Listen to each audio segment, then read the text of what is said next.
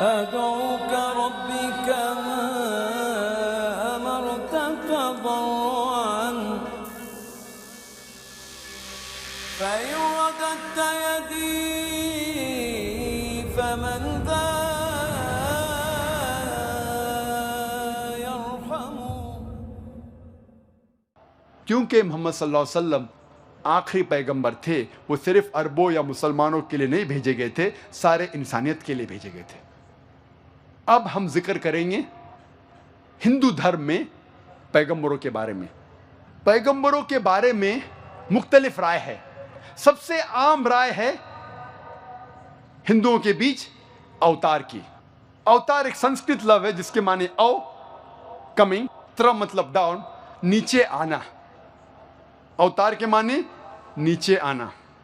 और जब हम ऑक्सफोर्ड डिक्शनरी पढ़ते हैं, इसमें लिखा हुआ है अवतार के मानी, ऑक्सफोर्ड डिक्शनरी सेज कि avatar according to Hindu mythology is a revered soul or a deity coming in bodily form on this earth. अवतार की मानी आम हिंदू समझते हैं हिंदू माइथोलॉजी में कि खुदा इंसान का रूप धारण करके इस जमीन पे उतरता है।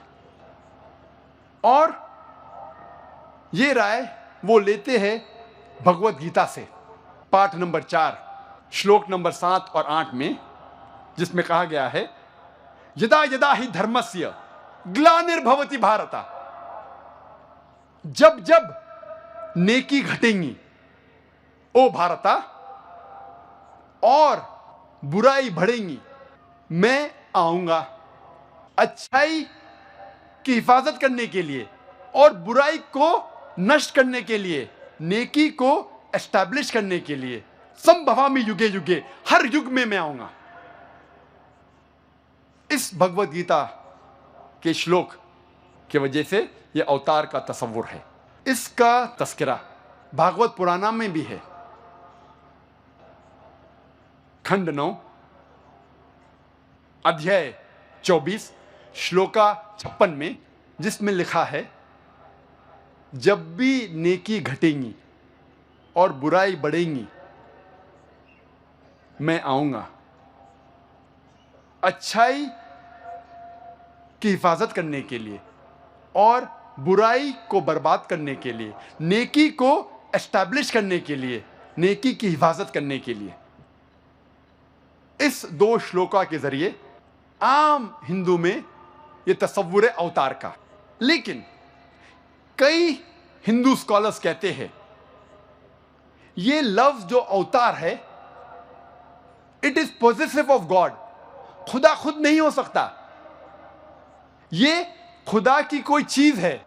और अक्सर जो हिंदू स्कॉलर्स है वो कहते हैं कि ये अवतार खुदा का भेजा हुआ इंसान हो सकता है, खुदा खुद नहीं हो सकता।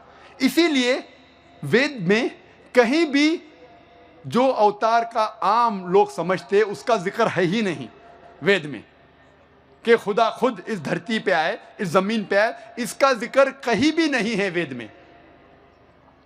वेद में जिक्र है कि खुदा ने ऋषियों को भेजा, कई ऋषियों का जिक्र है। तो अगर हम वेद को भगवत गीता और भागवत पुराना से मिलाना चाहते हैं और इस श्लोका को समझना चाहते हैं, उससे यह जाहिर होता है कि जब भी नेकी घटती है और बुराई बढ़ती है तो भगवान एक ऋषि को भेजते हैं, एक आदमी को भेजते हैं बुराई को नष्ट करने के लिए और अच्छाई की हिफाजत करने के लिए।